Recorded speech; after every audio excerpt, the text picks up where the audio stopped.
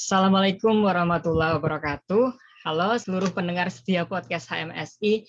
Kembali lagi nih di podcast HMSI di malam minggu ini bersama aku, Ali, dan di sini ada teman aku satu lagi. Mufid.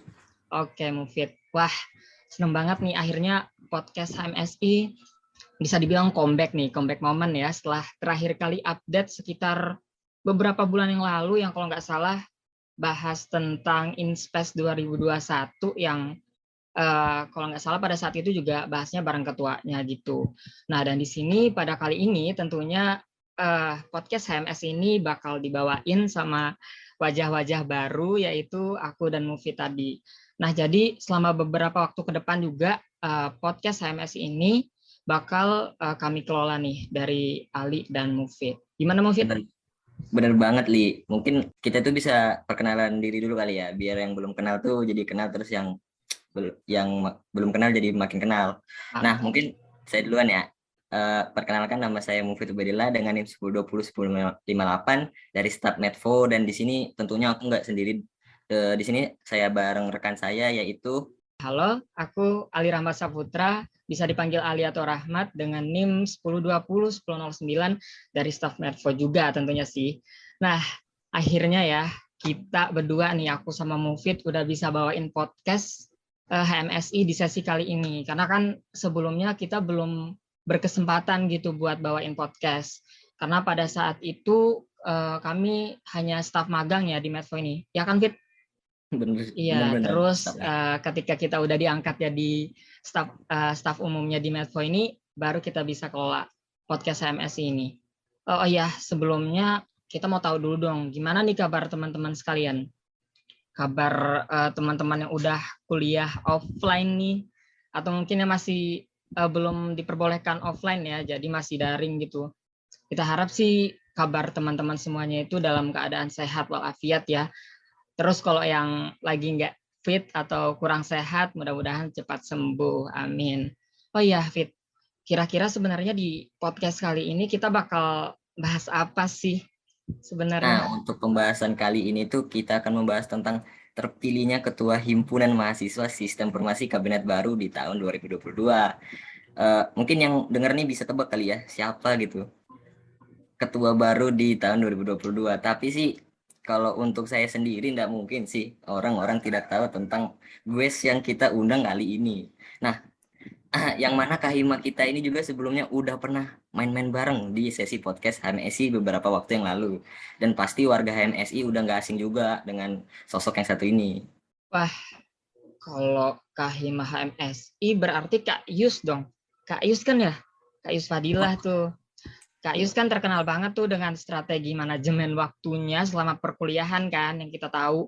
Kalau gitu harusnya kita cari tahu nih ya, gimana sih sampai akhirnya Kak Yus ini bisa terpilih jadi Kahima di HMSI. Betul lagi, Ali. Langsung aja kalau gitu kita panggil aja deh Kak Yus untuk gabung di sini. Tes, tes, tes. Halo Kak Yus. Sebelumnya apakah di sini kami sudah terhubung dengan Kak Yus? Oke, halo. Halo Sudah Kak jelas ya Yus. suaraku? Udah Kak. Jelas Kak, Oke, jelas. thank you Ali dan Mufid. Halo Oke. semuanya. Halo juga pendengar-pendengar setia podcast Malam Minggu HMSI ya semuanya. Oh iya Kak, sebelumnya kami ucapkan terima kasih dulu nih Kak Yus mau ngeluangin waktunya buat gabung kembali di podcast. Karena kan kata Mufid tadi sebelumnya udah pernah mampir di podcast ya. Alhamdulillah kali ini Kak Yus bersedia lagi buat dipanggil nih. Sama-sama. Ya, saya juga mau ngucapin terima kasih kepada Departemen Medfo selaku agenda podcast ini kan yang bawahin teman-teman Medfo HMSI ya.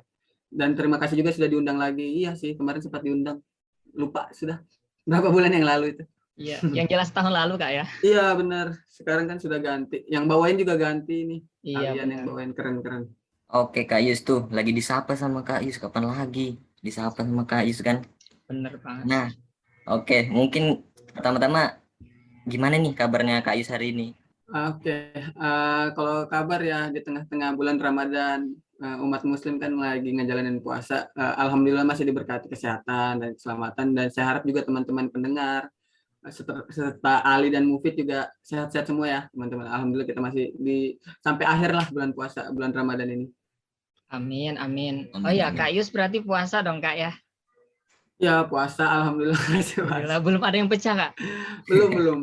Oh, alhamdulillah, mantap sih. Kalau Mufid gimana sih nih? Kalau saya sendiri ya Kak, kalau saya sendiri ini puasa sudah ada mokel beberapa. Dikarenakan juga sakit, ada sebagian sakit sih Kak, itu aja sih. Nggak apa-apa kalau sakit kali kita bisa maklumin ya Ali ya. Kalau yang disengaja itu. Iya. Tapi keluarga aman aja Kak juga kabarnya. Oke, alhamdulillah keluarga juga aman, mama, bapak sehat semua, adik sehat-sehat semua, sehat walafiat lah. Oke, mungkin Mufid ini lupa nih nanyain, bukan nanyain sih, harusnya mempersilahkan Kak Yus untuk perkenalan dulu nih, karena kan ini kita main nyelonong aja ngomong-ngomong sama Kak Yus, belum tentu pendengar kita semuanya pada kenal sama Kak Yus nih, apalagi kan ini ada angkatan 2021 ya, terus nanti juga ada Camaba juga di angkatan 2022 gitu. Mungkin Kak Yus bisa perkenalan lagi Kak, biar makin dikenal gitu. Oke, iya ya, belum kenalan ya. Perkenalkan teman-teman semua, nama saya Muhammad Yus Fadilah, biasa dipanggil Yus, kalau teman-teman sistem informasi ITK itu manggil. NIM saya 1019-1059, angkatan 2019, semester 6, ya semester tua ya udah. Ya, sekarang juga diberi amanah, kebetulan tahun ini menjadi Ketua Himpunan Mahasiswa Sistem Informasi ITK, Kabinet Hexahelix periode 2022 tahun ini. Apa lagi? Alamat mungkin saya ditinggal di ujung Balikpapan, tepatnya ujung timur. Saya tinggal di Lemaru, kebetulan tinggal di Lemaru, dan apa lagi ya yang perlu memperkenalkan di. Cukup sih Kak, itu udah cukup sudah jelas ya. Udah jelas banget sih. Oh udah jelas ya. Itu sih perkenalan dari saya. Iya benar. Di Lemaru di mananya Kak? Lemaru setelah Pantai Manggar dikit aja setelah Pantai Manggar. Oh iya. Kenapa? Punya Ujung, kenalan Kak, ya? orang Lemaru? Ya ujung. Tahulah perjuangannya. Iya kebetulan sering lewat situ juga sih Kak. Oh iya. Mampir-mampir aja kalau misalnya lewat ngomong. Mungkin kalau ada kesempatan bisa mampir kali ya. Oke, aman. Oh iya. Ini kan Kak Yus tadi bilang udah semester 6. Iya, semester 6 kan untuk angkatan 2019 ini. Kira-kira di semester 6-nya ini gimana, Kak? Berat, Kakak? Oke, semester 6 ya. Dari berapa ini? Setengah lah ya, setengah semester ini, minggu 8, minggu 9, minggu 10 ini. Ya gini aja sih sebenarnya, kalau sudah semester 6 kan sudah tahu alur-alurnya gimana caranya menghadapi perkuliahan. Ya, cuman mungkin adaptasi baru mungkin nanti ya setelah lebaran ini insya Allah. Saya kan kebetulan sama teman-teman 2019 banyak yang mau kerja praktik atau KP itu. Nah, itu baru mulai terasa yang berbeda. Kalau biasa sebelum perkuliahan memang sudah ngejalaninnya, mungkin adaptasi yang baru kan kuliah offline lagi kembali nih. Sudah beberapa mata kuliah sudah kuliah offline di SI ITK. Cuman kalau misalnya buat kuliah, tapi ada beberapa juga sih masih kuliah online karena memang dosennya memang ada yang beberapa di luar kota, tapi itu ada yang online ada offline, jadi sistemnya hybrid gitu.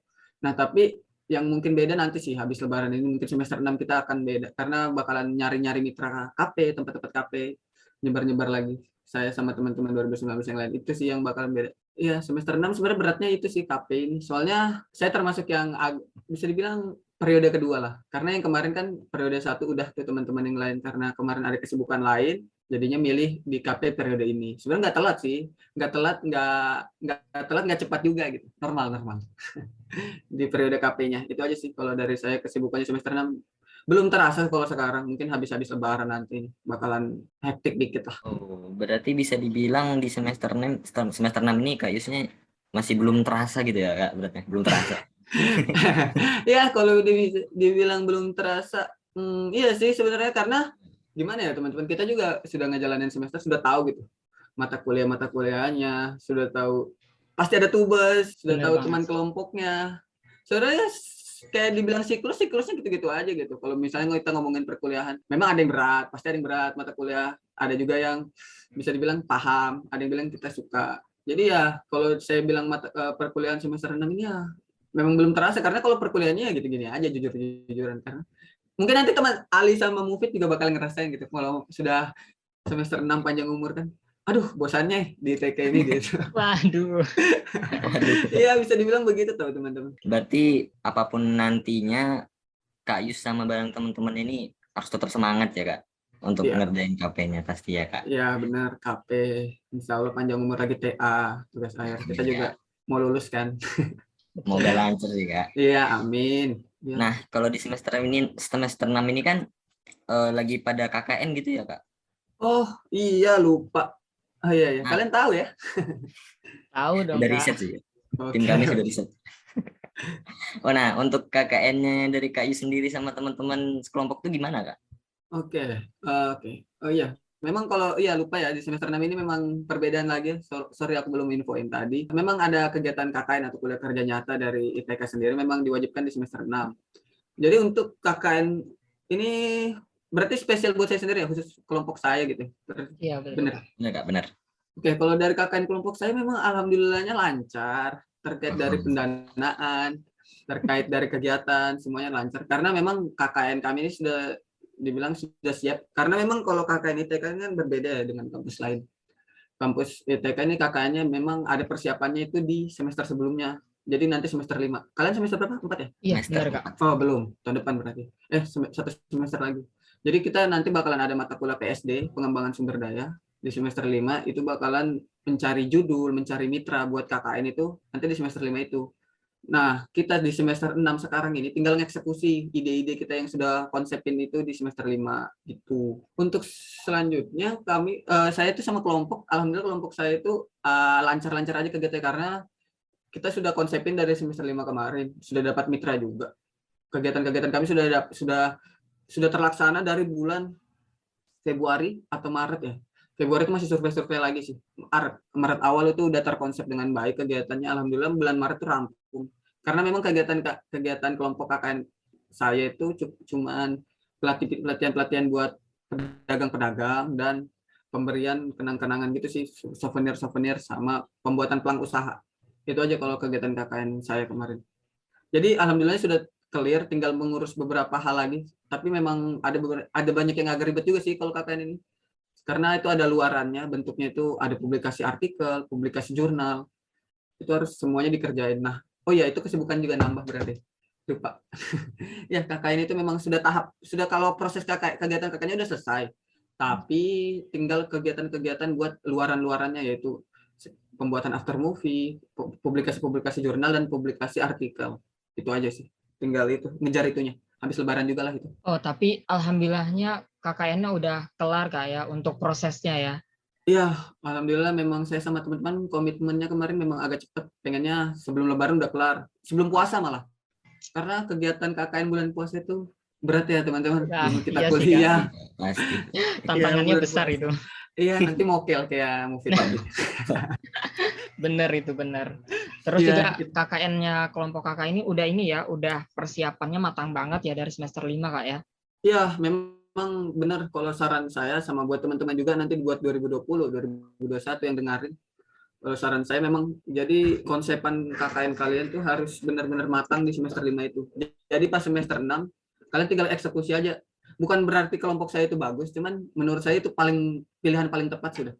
Karena tinggal eksekusi itu enak gitu, nggak ngerubah-ngerubah mitra lagi. Paling yang diadaptasin itu terkait konsep kegiatannya aja. Saya kan juga ada beberapa konsep kegiatan yang berubah. Cuman kalau misalnya segala mitra terkait tempat, kegiatan itu sudah fix semua di semester 5 itu keren banget sih. Jadi tinggal semester 6 eksekusi selesai. Sat gitu. Satset ya Kak. Iya gitu. Sat lah. Oke. Jadi kurang lebih intinya untuk bagian-bagian intinya itu udah harus disiapkan, Kak, ya di semester 5 ya. Biar nanti proses eksekusinya di semester 6 itu lancar gitu. Iya benar, saran banget tuh buat adik-adik saya yang mau KKN nanti. Ini bakal jadi bekal sih harusnya buat saya sama Mufid nih, Kak. Oh Gimana? iya, Gimana nih Mufid, udah ada gambaran kah? mau KKN. Waduh, untuk KKN-nya sendiri tuh kayaknya masih terlalu jauh sih Kak. Sama sih, relate banget sih, masih terlalu jauh itu. Karena di semester 4 aja kami udah berat banget sih menurut kami, Kak. Cuman Oh gitu. belajar dari apa yang sudah disampaikan Kak Yus, kayaknya kita harus lebih harus lebih benahin diri sih, Kak. Karena kan bisa aja kita nggak seheptik Kak Yus nih. Apalagi sekarang kan udah jadi Kahima gitu. Gimana Fit? Setuju nggak Fit? Setuju sih, setuju banget. Bener, relate. Oke deh, itu mungkin intro-intro kita ya sama Kak Yus, karena kan Kak Yus sudah perkenalan, terus juga udah nyebutin kesibukannya di semester 6 ini, dan kata Kak Yus juga terpantau aman ya, belum terlalu berat-berat banget tuh ya. Iya, mudahan doain aja ya sampai akhir aman gitu. Amin ya rabbal alamin. Iya ya, belum sih Terusnya kalau lancar sekarang. sih Kak. Oke, mungkin kita lanjut ya. Ini kita lanjutnya sesuaian sama topik yang mau kita angkat atau kita bahas kali ini, yaitu perjalanannya Kak Yus Fadilah sampai jadi ketua HMSI atau Kahima di HMSI ini. Mungkin ini ya sebagai intronya di pembahasan inti kita kali ini. Ini kan HMSI kita dengerin gitu. Mungkin ada yang kurang familiar, khususnya itu di SI 2021 atau bahkan nanti Camaba pasti masih kurang familiar dengan istilah HMSI ini. Kalau dari Kak Yus sendiri, HMSI itu apa sih Kak? Oke, iya ya, mungkin teman-teman juga banyak yang belum tahu. Tapi kan seenggaknya dari singkatan aja harusnya teman-teman udah tahu gitu. Memang kalau HMSI itu adalah Himpunan Mahasiswa Sistem Informasi, itu singkatannya. Kalau lebih singkat lagi itu rumah. Cuman kalau misalnya kita penjelas lagi dari apa itu HMSI sendiri, menurut saya itu adalah tempat di mana memang mahasiswa-mahasiswi Sistem Informasi ITK untuk saling berinteraksi, saling menyalurkan aspirasi, saling berdiskusi untuk realisasinya kegiatan-kegiatan gitu di lingkup internal mahasiswa Sistem Informasi ITK terkhususnya gitu. Juga memang kalau kita dengar memang HMS itu tempat mewadahi ya seluruh mahasiswa-mahasiswa Sistem Informasi ITK di bidang akademik dan non akademik, tentu saja itu pasti juga. Cuman yang lebih saya tekanin di sini HMS itu adalah tempat buat kita, sebenarnya HMS itu bukan terikat sebagai pengurus-pengurus saja, mungkin seluruh warga himpunan mahasiswa Sistem Informasi termasuk angkatan 21, angkatan 22 yang bakalan masuk nanti sebentar lagi, itu juga bakalan calon-calon juga bagian dari himpunan mahasiswa Sistem Informasi. Menurut saya itu definisi singkat, definisi lengkapnya itu sih apa itu arti HMS sendiri. Cuman kalau dari saya sendiri, rumah aja sudah cukup sih. Kata rumah itu mendefinisikan gitu. Benar sih Kak, berarti menurut Kak Yus ini HMS ini bukan hanya sekedar wadah ya kan? Rumah benar. sih lebih tepatnya Kak. Iya benar. Kalau itu pandangan saya sendiri ya. Cuman nanti teman-teman persepsinya teman-teman beda. Cuman kalau dari saya sudah menganalogikan istilah rumah itu dari semester awal juga. Saya lihat itu. Saya lihat dari zaman-zaman mahasiswa baru mungkin juga sudah saya rasain kayak gitu. Oh iya Kak, memang Kak. Berarti kalau rumah ini kita di dalam HMS ini bukan hanya terikat sekadar kepengurusan sih Kak. Kalau menurut saya sih HMS ini keluarga sih lebih tepatnya Kak. Iya benar sih yang dikatakan Mufid itu. Kalau memang HMS sendiri memang ada batasan dari organisasi itu, memang ada keikatan dari pengurus-pengurusnya. Cuman yang aku rasain, mungkin juga teman-teman ada yang rasain atau enggak ya, cuman di HMS sendiri memang kita juga ngutamain asas kekeluargaan, dan juga memang ada lingkup-lingkup kecilnya. Misalnya Departemen Medfo, Ali sama Mufid kan juga Departemen Medfo, juga pasti lebih dekat sama departemennya masing-masing. Nah disitulah dari kelompok-kelompok kecil juga punya ikatan masing-masing. Nah itu yang bikin asas kekeluarganya ada, nanti dari kelompok-kelompok kecil tadi jadi satu atas nama HMSI ITK. Berarti kesimpulannya ini HMS ini jadi tempat yang mewadahi seluruh kegiatan akademik dan non akademik mahasiswa Sistem Informasi ini kan Kak.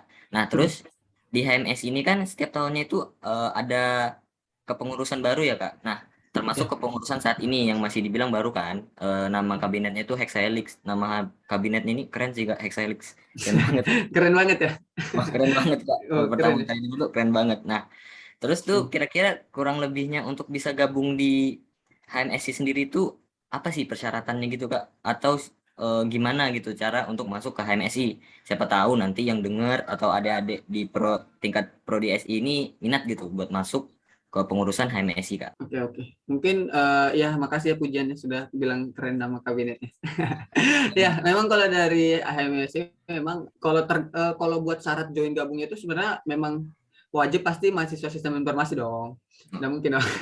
Nggak mungkin dong mahasiswa prodi lain gitu. Kita juga kan nggak bisa masuk prodi lain, himpunan lain ya, himpunan mahasiswa lain misalnya gitu. Memang syarat utamanya pasti mahasiswa Sistem Informasi. Tapi memang yang ada syarat khususnya itu terkait jenjangnya mungkin teman-teman, batasan. Terkait memang kalau dari sekarang nih misalnya kabinet Hexahelix kepengurusannya itu kan kebanyakan teman-teman dari 2019 angkatan saya. Nah, nanti yang tergabung tuh menjadi staff ini kayak kalian Ali dan Mufid ini menjadi staff itu angkatan 2020. Mungkin itu sebagai penyesuaian aja. Aku nggak tahu bakalan konsep ini bakalan berubah atau enggak. Cuman yang pasti kita harus ngikutin mungkin jenjangnya itu dulu atau batasan itu dulu sebagai staff dulu, lalu lanjut ke fungsionaris atau bisa menjadi kepala departemen, bisa menjadi staf ahli, misalnya menjadi ketua kayak kebetulan kayak saya di sini ketua himpunan, itu bisa banget. Tapi yang pasti ada jenjangnya dulu, ada batasan dari angkatan-angkatannya itu tadi. Benar sih Kak, berarti kan sebelum kita terjun menjadi kepengurusan di HMS ini kita nggak semerta-merta langsung diangkat jadi kepanitiaan gitu sih Kak ya. Tentunya harus ada alur-alurnya dulu gitu. Kalau berdasarkan apa yang udah disampaikan Kak Yus tadi kan, itu kan ada jenjang-jenjang itu atau tahapan-tahapannya ya Kak ya. Sampai akhirnya mahasiswa S ini bisa berkontribusi gitu di kepengurusan HMS ini. Nah, pastinya nih ya, dari saya sendiri, dari Mufid, atau bahkan dari Kak Yus juga udah ngelewatin masa-masa itu sih harusnya ya. Kalau boleh tahu nih Kak, di HMSI ITK ini Kak Yus sebelumnya pernah turut serta di kepengurusan departemen apa sih Kak? Sebelum akhirnya Kak Yus ini bisa naik jadi ketua nih. Oke, ya pasti semua punya jalan masing-masing lah ya, teman-teman sudah pasti paham. Ya kebetulan saya juga sebelumnya juga sudah berkontribusi di HMS ini. Sebelum jadi ketua himpunan ini memang sudah sebagai mungkin staf magang sudah aktif juga, sudah staf magang udah di kepengurusan kabinet sebelumnya itu kabinet enkripsi, mungkin teman kakak-kakak 2000 pas kepengurusan 2020 sudah tergabung di situ, dan juga pas kepengurusan sebelum Hexahelix ini yaitu kabinet query itu sudah juga berkontribusi di staf sebagai staf PSDM atau pengembangan sumber daya mahasiswa. Di situ juga terlibat sebagai staf PSDM. Kebetulan pas staf magang juga kebetulan sudah staf magang PSDM juga. Itu sih yang kontribusinya kemarin di PSDM terus. Oke, mungkin Kak Yus ini milih PSDM kenapa nih Kak? Ada apa ya tujuannya nggak sih Kak? Kayak aku nih harus ini sih, harus ngembanin mahasiswa-mahasiswa baru ini gitu. Iya, iya sih. Memang kalau PSDM itu memang terkenal ya, kayaknya kalau di angkatan bawah kayaknya. Cuman kenapa Mufid terkenal banget ya? Terkenal banget sih. Ya memang terkenal. Cuman kalau dari saya sendiri pribadi, pas kemarin milih PSDM itu memang terlepas dari saya pengen banyak sebenarnya yang saya pengen departemen lain. Cuman di PSDM itu kenapa? Karena memang ada apa ya, ikatan juga sama teman-teman pas di magang. Kenapa juga pas di magang itu pilih PSDM ya, tergerak itu hati saya buat menjalankan amanah buat jadi role model, bisa dibilang jadi role model buat adik-adik saya. Karena memang di PSDM itu kita kan bisa dibilang nggak bisa semena-mena ya, nggak bisa macam-macam, nggak bisa, pasti ada batasan-batasannya. Mungkin teman-teman tahu sendiri kalau dari PSDM itu gimana, memang harus banyak ikatan, banyak batasan. Nah yang saya pengen di sini kemarin pas jadi PSDM itu kegiatan yang saya lakuin itu juga ngembangin diri saya gitu. Saya juga bisa ngontrol diri saya sendiri, apalagi ngontrol adik-adik kita atau teman-teman kita. Harapannya di situ sebenarnya. Saya juga nggak mau ngegibahin, maksudnya nggak mau apa ya namanya, ninjau, atau nggak mau apa sih, ngevaluasi adik-adik kita nih misalnya, tapi kita sendiri nggak kayak gitu. Itu yang benar poinnya sebenarnya. Yang sebenarnya kalau dari PSDM itu sebenarnya pentingnya itu kita harus tahu juga batasan-batasan kita di mana, dan juga tahu juga kita itu sudah mencontohkan yang baik atau benar sih gitu sih. Selain itu kalau dari saya itu sih kemarin dari PSDM. Berarti nih ya Kak, di PSDM Kakak sendiri ini enggak hanya bisa dibilang tuh ngeval adik-adik, tapi ngeval diri sendiri ya Kak, supaya lebih baik gitu ya Kak. Iya, perdebatan batin sih sebenarnya diri sendiri. Perdebatan batin iya. Iya, layakkah kita ngeval adik kita ini sementara kita ini sudah kayak gitu. Sebenarnya itu yang bakalan jadi evaluasi buat teman-teman PSDM yang yang akan datang atau yang sekarang, misalnya kayak gitu. Sebenarnya itunya sih yang ditakutkan kan, ada beberapa nanti adik-adik kita mikir, oh kakak-kakaknya aja kayak gitu, masa kita nggak boleh kayak gitu. Nah, takutnya ada pemikiran kayak gitu kan, yang bahaya. Nah, makanya sebenarnya kalau dari PSDM sendiri, itu sih yang ditakutin benar tadi, kata Mufid. Harus evaluasi diri sendiri dulu, kontrol diri sendiri. Bener-bener Kak. Oke, mungkin lanjut ini ya Kak, ke pertanyaan selanjutnya. Pertanyaan yang mungkin banyak gitu dipikir-pikirkan oleh mahasiswa sistem informasi nih. Pastinya pasti. Terus tuh gimana sih caranya sampai akhirnya Kak Yus tuh bisa terpilih jadi ketua HMSI di kepengurusan saat ini? Mungkin dari motivasi Kak Yus mau naik jadi ketua, atau mungkin juga bisa dengan tujuan mendasar dari Kak Yus jadi ketua. Oke. Ya, ini agak-agak sensitif ya kayaknya pertanyaannya. Waduh. Ya, sebenarnya apa yang menjadi landasan motivasi ketua sebenarnya nggak tahu ya. Karena memang gini sih, kalau dari saya sendiri, kembali lagi ke niat awal kuliah. Sebenarnya awal masuk kuliah itu memang tujuan dari awal pengen ngelakuin do something lah buat di perkuliahan ini. Awalnya niatnya kayak gitu. Nggak mau cuman yang biasa-biasa aja. Karena memang jujur aja dari SD, SMP, SMA itu saya bukan tipe-tipe yang organisasi banget. Nggak pernah tuh yang namanya masuk OSIS, nggak pernah tuh yang namanya join-join OSIS atau apa ya biasanya kalau di sekolah-sekolah itu. Pramuka sih Kak, Kokonat. Pramuka, bener Pramuka. Nggak pernah. Ekskul gitu Kak ya? Ekskul itu cuman sepak bola aja, futsal gitu-gitu. Nggak pernah yang terikat-terikat kayak OSIS. Sebenarnya pengen, cuman nggak tahu, nggak kesampaian aja kali ya pas di SMA itu. Nah, pas awal masuk kuliah juga ngelihat kan di kuliah di ITK nih, di SI, gimana caranya ngelakuin yang lebih gitu. Kalau dibandingin masa-masa sekolah kan sudah terjadi yang kayak gitu-gitu aja, pengennya ada yang ada-ada aja gitu. Pengennya di kuliah itu ada yang dirubah lah, entah itu dari sisi akademik maupun dari sisi kayak gini, ekstrakurikuler atau organisasi. Nah, yang saya pilih tapi jalan organisasi, jalan ninja saya organisasi. Gitu, jalan ninja saya yang organisasi. Sudah dari awal mahasiswa baru itu, dari zaman mahasiswa baru sudah memang bertekad lah, punya apa ya, pengen ngelakuin sesuatu lah di perkuliahan ini. Karena kan kita di kuliah apa ya, punya kelas sebagai mahasiswa ini kan nggak selamanya teman-teman, ada batasnya juga, ada lulusnya juga. Nah, makanya pengen ngelakuin sesuatu di kuliah ini, makanya itu yang menjadi dasar sebenarnya, dasar dari awal dulu. Nah, pas tergabung di HMSI sebenarnya, kenapa alasannya menjadi ketua himpunannya? Sebenarnya pertama dorongan dari teman-teman angkatan, kakak-kakak tingkat, itu yang pasti ada dorongan gitu. Sudah diomong, ayo naik kayak Hima gitu. Itu sebenarnya walaupun itu bercanda, tapi kita pasti nangkapnya beda juga teman-teman. Pasti ngerasa beda. Itu pasti ini. Walaupun itu ceng-cengan atau itu cuman memang sudah dorongan kuat ya. Itu pasti menurut saya dorongan dari teman-teman kakak tingkat juga nggak bisa lepas dari saya kemarin. Dan juga memang saya kemarin komitmennya, kenapa awalnya jujur aja pas awal tuh belum kepikiran ketua himpunan tuh bakalan gimana, cuman setelah saya cari tahu juga, saya riset juga, saya sama kayak sebelum-sebelumnya juga ngeriset sesuatu. Oh, gini tuh jadi ketua himpunan gitu kahima kayak gini. Banyak juga saya ngelakuin sosial atau apa ya bahasanya, sosial tuh kalau nanti teman-teman ini ngobrol-ngobrol dengan kakak-kakak tingkat sebelumnya, sama teman-teman seangkatan, sama adik-adik juga, teman-teman 20 oh kahima itu harus kayak gini, yang saya jadi pelajarin kayak gitu. Karena memang di kepengurusan sebelum-sebelumnya memang sudah bagus tuh kakak-kakaknya. Nah, saya pengennya ngelanjutin aja. Kalau saya harapannya memang ada yang bisa lebih baik, misalnya di kepengurusan HMSI.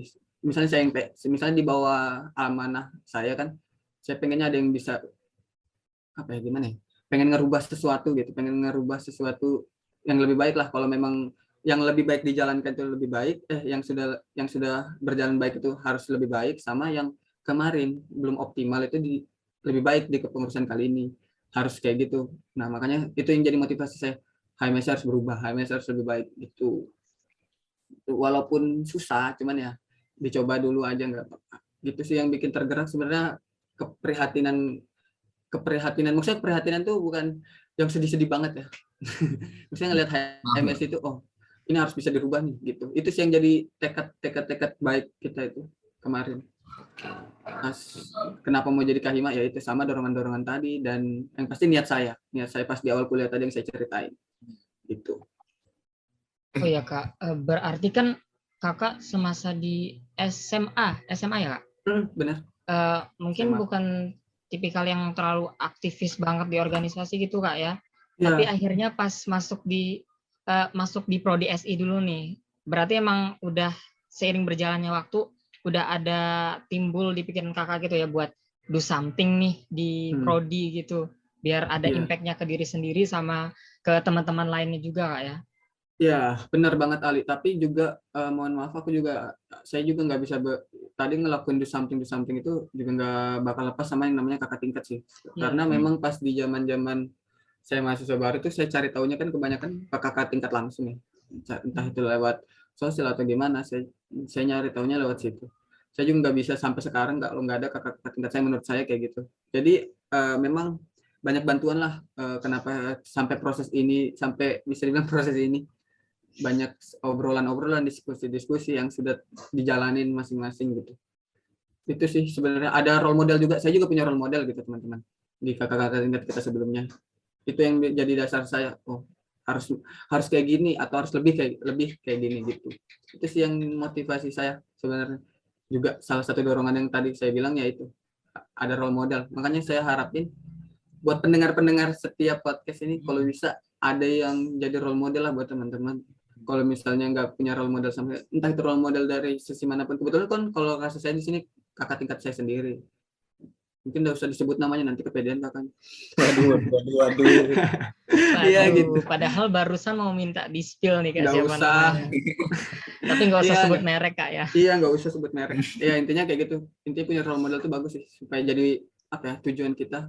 Kalau bisa kita lebihin, itu harapannya kayak gitu. Betul gitu sih sebenarnya. Betul banget.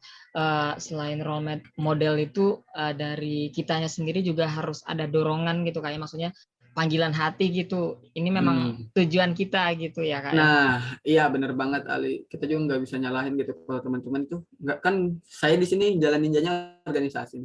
Misalnya kalau dibahasakan gitu. Tapi kan ada juga teman-teman kita yang fokusannya tuh akademik, mau cepat-cepat lulus, mau 3,5, itu kita nggak bisa salahin teman-teman yang pilihannya itu gitu. Karena itu memang kembali lagi kan, kuliah ini pilihan masing-masing. Kita juga nggak bisa maksain orang buat harus ini gitu. Tapi memang ada baiknya kalau memang bisa diimbangin, ya udah nggak apa-apa. Kalau memang merasa sanggup sama memang ada yang dikejar, kayak saya kan ada yang mau dikejar nih, kayak lulus tepat waktu sekaligus aktivis organisasi, misalnya kayak gitu. Itu yang nggak apa-apa kalau memang jadi trigger juga buat diri sendiri sama oh ya bisa gitu. Benar. Pada intinya semuanya juga bakal balik ke pribadi masing-masing Kak ya. Yang penting fokus ke tujuan kita masing-masing dan impact-nya itu juga bagus ke kita gitu Kak ya. Ya, makanya ngelakuin sesuatu harus ada feedback dan manfaatnya sendiri sih. Buat diri sendiri apalagi orang lain. Benar itu. Benar. Iya, benar banget sih Kak. Oh iya, ini kan Kakak udah naik nih jadi Kahima. Sebenarnya kalau boleh tahu itu persiapannya itu gimana sih Kak? Kayak apa sih yang harus Kakak persiapkan dulu sebelum naik gitu, sebelum seleksinya itu gimana sih gitu Kak? Gitu. Ya, tapi kalau dari kemarin ya syarat-syarat ketua himpunan itu sebenarnya alhamdulillah kemarin nggak terlalu rumit sih menurut saya. Nggak serumit pemilihan presiden mungkin. Wah. Kejauhan ya. Iya, kalau pemilihan ketua himpunan cuma sebatas ngumpulin berkas-berkas tentunya kayak kamu yang pasti itu kepanitiaan harus ada.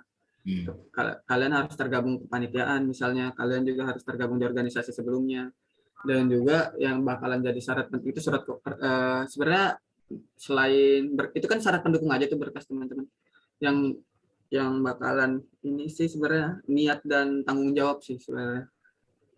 Kalau misalnya dibilang itu kalau berkas itu sebenarnya gampang aja sih. Kalau dari saya sebenarnya paling berkas-berkas pendukung aja, kayak kamu pernah ngapain aja di TK, kamu dengan pembuktian tuh sertifikat kepanitiaan, dan juga syarat-syarat IPK itu juga ada syarat. Oh iya, ketua himpunan juga sebagai role model juga nggak bisa yang kita nggak ngomong yang IPK di bawah itu nggak bagus, cuman itu kan sudah jadi patokan juga ya teman-teman. Itu juga bakalan dilihat ya. Mungkin sepakat ya kita mungkin sama Ali.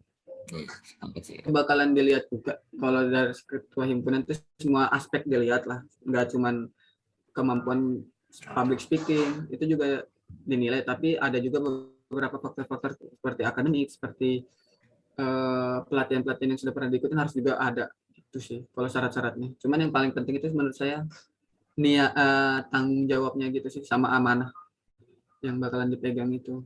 Sebenarnya itu yang paling berat buat syarat sama kondisinya. Benar sih Kak, iya. Jadi bisa dibilang cukup panjang juga, tapi insya Allah nggak kerasa Kak ya prosesnya Kak ya sama Kak Yus sampai bisa naik jadi Kahima nih ya. Terus Kak ini nih, Kak Yus kan udah ada beberapa bulan nih ya menjabat sebagai Kahima di HMSI. Kalau nggak salah terhitung mulai Februari ya Kak? Iya benar, Februari. Iya benar. Sejauh Kakak jadi Kahima nih, ada nggak sih Kak perubahan yang kerasa banget nih di diri Kak Yus sendiri? Misalnya kayak, waduh ini makin berat, aku harus merhatiin waktu, atau mungkin harus tentuin prioritas banget sih gitu Kak. Gimana Kak? Oke, iya ini berhubungan sama yang tadi ya, aku bilang amanah sama tanggung jawab. Sebenarnya itu sih Ali, mungkin pertanyaannya.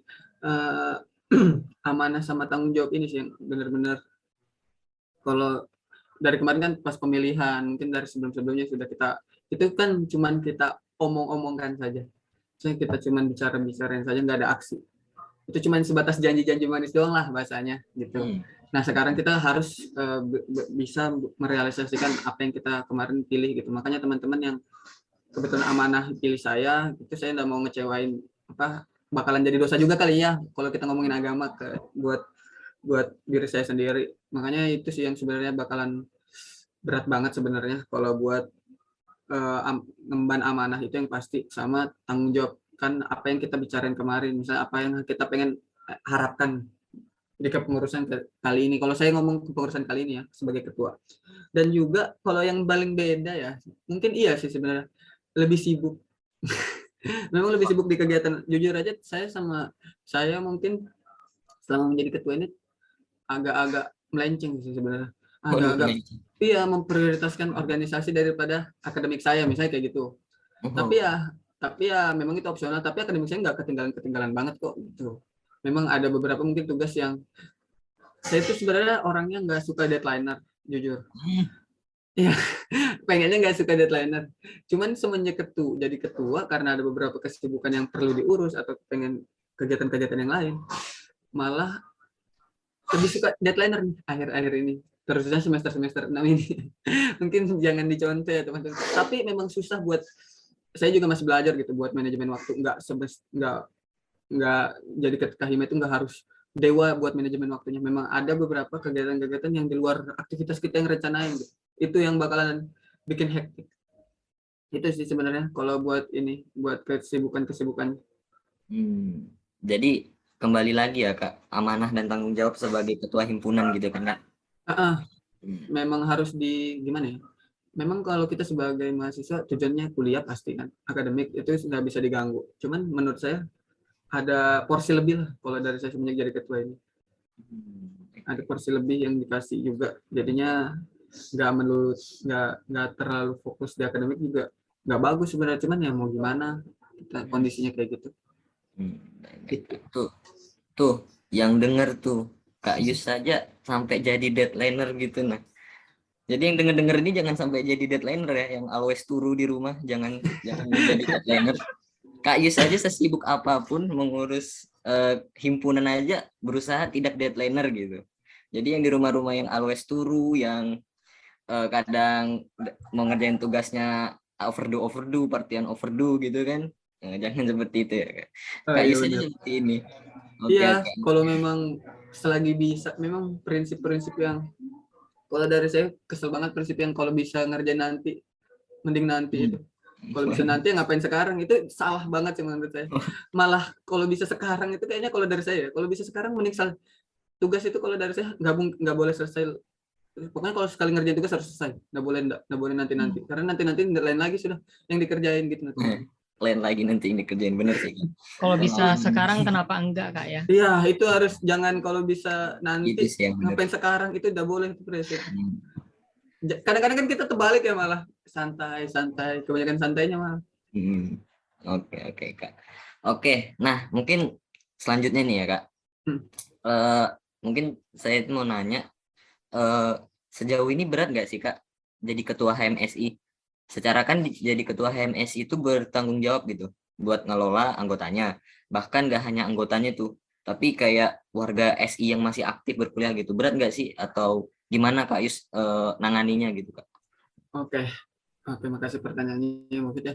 Oke, kalau dari berat sama enggaknya memang sesuai ekspektasi lah. Kalau dari saya sesuai ekspektasi kemarin pas juga mencalonkan diri itu pasti ada amanah sama tanggung jawab yang dipilih. Tapi memang saya ngerasa terbantu banget sama teman-teman kepengurusan juga. Saya kan nggak mungkin dong kepengurusan ketua semua yang dijadikan apa ya istilah beban semua. Kan ada namanya struktur organisasi itu ada wakil ketua, ada sekretaris, ada bendahara sama kepala departemen. Jadi memang kalau dibilang berat ya kita juga ngehimpun semua pengurus tuh agak berat lah bisa dibilang. Cuman saya juga terbantu banget sama teman-teman saya, terutama teman-teman 19 yang lain, angkatan 19 yang lain yang sudah jadi wakil, sudah jadi fungsionaris lah istilahnya, sama teman-teman staf juga. Kalau saya ngerasa terbantu, jadi saya tuh tugasnya cuma koordinir aja, mengontrol lah, sama mengevaluasi kegiatan-kegiatan yang udah ada di HMSI sendiri. Itu sebenarnya yang tapi tetap aja berat memang. Cuman kalau buat warga sendiri, kalau ditanya warga, ya saya juga terbuka gitu. Saya sama kakak tingkat juga mau nerima evaluasi, nerima kritik dan saran, nerima apa yang perlu, misalnya HMS ini harus kayak gini gitu. Saya juga nggak tertutup banget kok, sama kakak-kakak tingkat sama adik-adik tingkat kita juga. Pengennya sih kayak gitu. Jadi kalau buat ditanya berat sama enggak, tetap sesuai ekspektasi ya berat pasti. Cuman saya terbantu banget sama teman-teman yang udah berjuang di HMSI sendiri gitu. Mungkin Ali juga, Mufid juga, sama teman-teman 2020, sama teman-teman 19, semuanya lah. Jadi nggak ngerasa berat banget lah. Terbagi. Alhamdulillah, berarti bersyukur banget Kak ya, di balik naiknya Kak Yus sebagai ketua juga Kak Yus juga bisa nge-guide sumber daya mahasiswanya dari SI 19 dan SI 20-nya untuk berkontribusi dengan baik Kak ya. Karena sejauh ini kan alhamdulillah proker-prokernya juga berjalan dengan baik kan Kak. Sejauh ini terpantau aman lah ya. Dan sesuai yang udah dibilang Kak Yus tadi, bebannya sesuai ekspektasi Kak ya. Ya, karena memang kita harus mengekspektasikan. Kemarin tuh memang ekspektasinya kayak gini sih. Oh iya, ternyata lebih berat lagi. Saya kayak gitu. Aduh, lebih berat lagi gitu kan. Tapi ini sih Kak, nggak salah sih memang kalau Kak Yus ini emang layak jadi ketua buat kepengurusan di kabinet yang saat ini. Karena itu kan berdasarkan apa yang udah kita dengarin tadi itu udah cukup banget sih buat kriteria seorang Kahima di SI Kak. Semoga aja Kak Yus bisa optimis terus deh sampai berakhirnya kepengurusan di kabinet ini sih Kak. Amin. Amin. Iya. Oke. Terus gini Kak, misalnya ya kalau in case agenda Kakak dalam semingguan atau sebulanan ini antara akademik dan non akademik dan pokoknya organisasinya itu padat banget gitu Kak. Kira-kira nanganinnya dari Kak Yus sendiri gimana itu Kak? Entah mungkin Kak Yus masih bisa curi-curi waktu nggak sih buat nongki gitu? Atau mungkin nongki aja tapi sekalian rapat gitu biar berfaedah gitu. Juga penasaran sih itu Kak. Seperti apa Kak? Iya. Oh gitu ya. Ya kalau ditanya itu kalau selama ini sih selama jadi ketua, mungkin itu dari teman-teman kalian juga mungkin semasa staff juga. Memang karena memang saya juga orangnya jujur suka nongki ya. Jujur suka nongki, cuman memang yang jadi negatifnya itu gini teman-teman, di tongkrongan nanti atau pembahasan itu jadi bahasanya organisasi, itu yang bikin pusing gitu kalau misalnya bahasanya organisasi. Jadi makanya kalau dari saya sih tetap tugas juga kerjain, kalau ada tugasnya tetap dikerjain maupun itu deadlineer. Sudah sekarang tuh prinsipnya enggak apa-apa deadlineer lah kayak gitu. Sudah luntur semangat saya supaya enggak jadi deadlineer di kuliah ini semenjak emang harus ada yang dikorbanin. Kalau dari saya kayak gitu yang pertama. Tapi Kalau buat agenda-agenda sosialisasi seperti rapat-rapat yang lain itu tetap juga jadi prioritas, karena mau gimana pun juga saya kan ketua ya, gitu amanah yang ada. Jadi memang kalau teman-teman butuh bantuan atau misalnya kepala departemen minta bantuan atau minta saran, saya juga harus ada di situ. Nah, itu yang nggak bisa saya hindarin gitu. Sebagai ketua harus tetap tanggung jawab akan hal itu. Nah, mungkin kalau misalnya ditanya masih sempat nongki, sempat, masih ada waktunya, cuman nongkinya itu jadi jamnya overdue kalau katanya Mufid. Jamnya itu jam-jam tengah malam gitu mungkin. Jadi kayak ngurusin yang lain dulu, ngurusin tugas dulu misalnya. Ngurusin rapat dulu. Atau nongkinya itu ya udah nongkinya di kelas aja atau di mana kah, terserah. Yang penting ngobrol sama anak-anak kepengurusan yang lain misalnya kayak gitu. Jadi kalau menurut saya karena orang easy going jadi nggak masalah gitu kalau buat ada tugas, ada rapat. Tapi menurut saya tetap harus bersosialisasi juga lah, intinya kayak gitu. Itu sih, karena kalau cuma ngomongin tugas ya memang kewajiban mahasiswa gitu buat tugas. Sudah kodrat kita sebagai mahasiswa itu ada namanya tugas. Kalau dari saya. Bener sih Kak, memang kalau dibilang ya untuk sekarang anak-anak muda seperti kita gitu kan Kak, nongki ini bukan hanya sekedar apa ya, sudah jadi kebutuhan malah sih Kak, nongki ini kebutuhan primer mungkin Kak. Tapi ya balik lagi, kita sebagai mahasiswa kan mempunyai tugas, mempunyai tanggung jawab yang harus dipenuhi gitu. Ya otomatis harus diprioritaskan lebih dulu gitu kan Kak. Nah, oke, kayak waktunya kok cepet banget gitu ya Kak untuk ngobrol-ngobrol bareng Kak Yus ini. Sudah tidak terasa sampai penghujung sesi podcast gitu. Udah di akhir ya? Iya nih, kayak cepet banget sih Kak. Tahu-tahu buka gitu. Ini durasinya kurang lama sih kalau aku bilang. Kurang lama ya? Iya. Oke, mungkin itu juga pertanyaan yang terakhir yang dibawakan teman saya mengenai pembahasan kita mengenai seluk-beluknya perjalanan Kak Yus sampai jadi Kahimas SI. Tapi sebelum kita mengakhiri podcast kali ini, mungkin dari Kak Yus sendiri bisa nih kasih pesan untuk podcast HMSI kali ini. Sekaligus mungkin ada nih pesan buat seluruh warga HMSI baik pengurus ataupun mahasiswa SI ke depannya yang dengar-dengar nih. Oke. Mungkin kalau dari closing statement dari saya mungkin podcastnya keren ya. Makasih banyak yang sudah teman-teman Departemen Medfo atau Media Informasi HMSI sudah ngundang saya. Saya berterima kasih banyak atas undangannya dan juga terima kasih buat Ali sama Mufid kita sharing-sharing di sini. Harapannya sendiri memang kegiatan-kegiatan kayak gini ada selain cuman ini kan istilahnya kita sharing buat jadi manfaat lah buat teman-teman yang lain. Jadi harapannya ambil baiknya, buang buruknya. Tentunya saya juga sebagai ketua nggak sempurna. Ketua HMSI nggak sempurna gitu. Pasti ada hal-hal buruk yang tadi saya ngomongin misalnya. Itu jadikan lewat aja. Cuman kalau ada manfaat yang bisa diambil atau saya dijadikan contoh misalnya omongan-omongan saya, silahkan. Saya nggak ngelarang itu. Dan juga untuk pesannya yang pasti kepada teman-teman HMSI atau warga SI ITK sendiri, semoga perkuliahan kita semua lancar ya teman-teman. Semoga juga kegiatan-kegiatan saya, teman-teman di HMSI sendiri selaku lembaga eksekutif buat mahasiswa sistem informasi juga berjalan lancar sampai akhir kepengurusan dan juga tercipta regenerasi yang bagus lah. Nanti siapa tahu Mufid jadi kadep atau Ali jadi kadep, misalnya kayak gitu. Amin. Kita mikir ke depan aja, nggak berhenti di sini. HMSI sendiri, HMSI bakalan jauh lebih baik buat ke depannya. Harapannya itu. Dan juga mungkin yang pasti buat prodi kita sendiri juga semoga lancar lah segala kegiatan-kegiatan kita maupun kakak tingkat kita. Saya ucapkan selamat menempuh sidang TA ataupun sudah yang lulus gitu. Jangan lupain kami di sini gitu. Ya mungkin itu aja kalau dari saya closing statementnya. Yang terbaik lah buat kita semua dan juga jangan lupa dengerin setiap malam minggu ya radio HMSI. Betul banget Kak. Iya, oke, baik. Makasih banyak loh Kak Yus. Closing statementnya udah tepat banget dan mungkin apa yang udah kita bahas di malam kali ini udah harusnya bakal jadi bekal buat saya sendiri, buat Mufid juga dan buat pendengar-pendengar khususnya di angkatan bawah nih kalau yang dengar ini ya.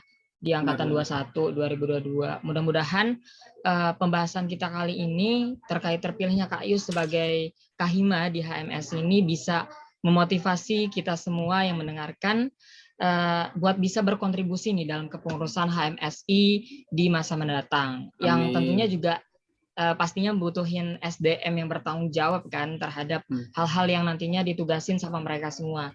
Nggak lupa pula dari saya sendiri juga mau ucapin sehat-sehat terus buat Kak Yus dan semoga selalu optimis deh dalam mengemban tanggung jawabnya sebagai Ketua HMSI gitu Kak.